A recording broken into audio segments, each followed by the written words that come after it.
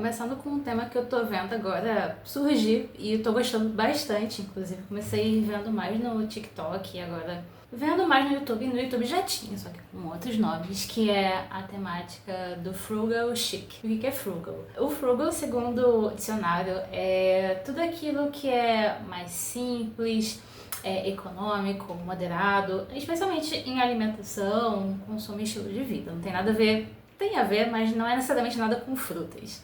Mas você tem um estilo de vida mais econômico, mais inteligente. E chique porque criou-se uma estética para romantizar um pouco isso, que eu tô achando super interessante. E por que tá surgindo mais sobre esse tipo de estilo, principalmente para mulheres? Claro que homens não tem nada que impeça. Mas não sei se você chegou a acompanhar. Acontecia, assim, no ano passado, muitos vídeos falando sobre o Project Pan, que é basicamente quando você tem muitos produtos, cremes e maquiagens e tudo isso, e você não dá vazão de gastar, de consumir. Então, era um projeto em que a pessoa pegava vários desses produtos e ficava consumindo e compartilhando na internet o quanto que ela gastou naquele mês até terminar. Não comprava mais nada, só comprava quando acabava tudo. E por que também ficou muito conhecido e agora está surgindo o Frugal Chic? Eu acho chique só o nome. Bom, até muito pouco tempo atrás a gente tá vendo uma onda de consumismo, uma onda de ostentação e, obviamente, as redes sociais têm um grande papel nisso. Vai tacar a primeira pedra quem nunca comprou algo influenciado, ainda que indiretamente, por aplicativos como Shine, Shopee, Mercado Livre, e você achou que seria um ótimo investimento que mudaria a sua vida, e aqueles perfis de comprinhas e achadinhos são a maior prova disso. Então, e voltando até antes disso, por que a gente chegou nesse consumismo? Obviamente, consumismo pelo consumismo, ele não é nenhuma novidade, a gente sabe bem. Porém, na pandemia, quando a gente estava, principalmente na época de lockdown, a gente não tinha outro lazer fora de casa. Então, muitas das coisas a gente tinha que consumir em casa, seja com delivery ou seja com comprinhas online. E muitas pessoas viram que talvez não tivessem muitas roupas legais para ficar em casa, ou não tinham uma decoração muito legal para ficar na sua residência. E como a gente estava muito tempo em casa, o melhor investimento seria onde a gente passava mais tempo. E aí que começou. Também foi a época de deslanchar dropshipping e a Shein estourando como nunca estourou. E tudo começou nessa época. Não começou, mas você entende que foi assim um dos pontos grandes de partida, por mais que já houvesse antes. Então foi o ponto que eu considero onde a gente teve assim uma super alavanca de consumismo. Pula para hoje, 2026, em que a gente consegue ver ainda muitos resquícios desse consumismo, em que também está muito normalizado, com muitas notificações de delivery e de promoções do dia, por exemplo, 2 do 2 ou 11 do 11 e por aí vai. E que às vezes são promoções muito boas até, mas não necessariamente o que a gente vai estar comprando é aquilo que a gente necessita. E outra coisa que junta é o fato do brasileiro, ele não necessariamente ter dinheiro, mas ele gostar de mostrar que ele tem dinheiro pelas posses. Então, com roupas e sapatos e carros e viagens, para mostrar que tem dinheiro. E isso acontece não necessariamente com as classes mais altas, mas muitas das vezes com pessoas que não têm tanto dinheiro assim. O famoso pobre que quer ostentar e parcela o iPhone em várias vezes para não ficar de fora do grupinho. E perfeito, esse é o contexto geral do que motivou muitas coisas hoje em dia. Então, se a gente estava falando de uma época de grande consumismo, o movimento que vem a seguir normalmente é o extremo oposto. E isso a gente vê muito na história da arte, do design, da literatura. Sempre um movimento de oposição ao anterior como crítica. Então, por isso que a gente está vendo também muitas coisas retrôs agora, porque antes era algo que não era tão retrô e aí vem o contraponto. Então, se a gente está vendo muito consumismo, agora o contraponto é um estilo de vida mais frugal, mais consciente. Você comprar menos coisas, porém essas poucas coisas são de muito mais qualidade. e vão durar mais. Enquanto que antes era praticamente o oposto, era você comprar blusinha de poliamida, da Shein, e você lava 2 vezes e a roupinha já se foi, a sua blusinha já era.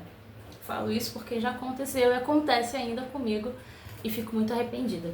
Tipo, o quanto que eu gastei de dinheiro com esse tipo de roupa e outros produtos. Então, o Frugal Chic, assim como o Project Pan, mas o Project Pan, ele era mais uma trend do que necessariamente um estilo de vida. E o Frugal Chic, ele entra como uma estética e estilo de vida, um lifestyle que é muito mais cool de você seguir. Então, se você colocar e pesquisar no Pinterest, no TikTok, ou até mesmo aqui no YouTube, você vai ver a romantização que está trazendo. E eu tô achando maravilhoso isso, porque acaba com aquela ideia de que você tem que ter uma roupa para cada ocasião, e tem que ser a roupa da moda, e a roupa tem que ser isso, tem que ser assado, e você tem que ter não sei quantas opções de blush, porque e o blush do trabalho não pode ser o mesmo blush da festa, e o perfume do dia a dia não pode ser o perfume da noite, não sei o que, o sapato e cabelo. Então, o Frugal Chic, ele está sendo puxado pelas mulheres, e mulheres práticas, em que dizem o seguinte: eu consigo ser bonita, eu consigo ser bem sucedida, eu consigo ser uma it girl, eu consigo ser tudo isso que você valoriza, sem gastar isso tudo que vocês estão gastando para serem bonitas e bem sucedidas.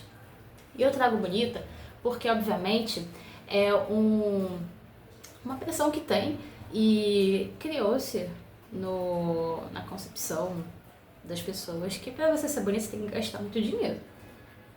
Obviamente, não sei se eu sou a melhor pessoa para falar isso, porque eu não gasto muito. Então, não sei se eu tô nesse lugar de falar do contraponto. Nunca fui uma pessoa de gastar muito dinheiro com isso. Porém, existe por aí a máxima de que você tem que gastar muito com procedimentos estéticos, com o seu cabelo, com a sua unha. Você tem que fazer a unha fora de casa em tanto tempo, não pode deixar descascar nada. Você tem que comprar várias roupas e vários produtos de skincare e vários produtos do banho premium para você esfoliar, tonificar e por aí vai, passa o óleo. Então, até muito pouco tempo atrás tinha o banho premium com 10 passos. E o movimento agora é, gente, não precisa disso tudo. Primeiro que você pode estar acabando com você com vários produtos de skincare e corporais e gastando dinheiro à toa. Então, em vez de você estar fazendo mal, usando vários produtos e gastando muito dinheiro, a ideia é: vamos ter que gastar dinheiro de qualquer forma. Que sejam poucos produtos para você ter uma rotina otimizada e que sejam bons produtos, poucos e bons. Então você vai conseguir um resultado talvez muito melhor do que o anterior, porque você não vai estar se entupindo de produtos e vai ter um resultado muito mais claro. E por que não até economizando? Então, algo que é muito mais factível de seguir na rotina, em vez de fazer um banho de 10 passos, uma skincare de 10 passos, que só é legal na internet. Fora da internet, isso não é comum de ter toda hora. Uma vez por mês até vai, mas toda hora é difícil. E como se fosse necessário você também ter um banho de 10 etapas para você ser uma pessoa extremamente higiênica. O que não é verdade, pode inclusive fazer muito mal para você. Então, esse contraponto, ele está sendo muito interessante, porque ele ainda não impactou as marcas, pelo menos na minha visão, mas ele puxa um pouco da ideia de fazer aquela provocação dos produtos voltarem a serem feitos com materiais bons. E isso está muito em falta hoje em dia.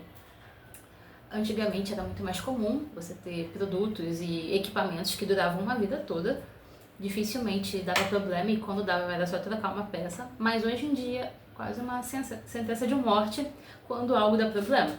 E a gente sabe que acontece de as coisas serem programadas para ficarem obsoletas. Isso é real, não é nada inventado, isso realmente existe. Tanto que se algumas marcas não fizerem isso, elas não vão ter lucro, porque ninguém mais vai comprar o produto delas porque não tem necessidade. Então, eu imagino que o Frugal Chic, não sei até que ponto ele vai, não sei se ele vai desencadear outros movimentos, se ele vai ficar brasileiro, E entendo que ele talvez seja um começo para provocar fabricantes e marcas para a gente voltar a ter produtos de qualidade. E falando nisso, já estava até fora do que eu ia falar, até impacta também na parte de alimentação. Quem nunca comprou recentemente um chocolate no mercado e viu que a qualidade estava horrorosa, pagando mais por menos, e não tinha chocolate, tinha só o sabor chocolate. Então, o hábito de consumo, ele tá mudando bastante e não tá sendo nada por acaso, tá sendo tudo uma resposta do movimento anterior. E vamos ver. Tô curiosa, tô gostando, tudo que eu tô vendo no movimento eu tô curtindo pra hypar e aparecer pra mim, mais vezes pra outras pessoas. Mas e você? Você já viu isso? Tá fora da sua bolha? Faz sentido? Não faz? Frugal Chic não é só pra quem não tem muitos recursos, até porque tem muitas pessoas ricas que também fazem isso. Comprar poucas coisas, mas coisas realmente boas. Nem que você tenha que gastar e esperar um pouquinho a mais, mas que é um investimento que vai valer a pena. Mas é aí.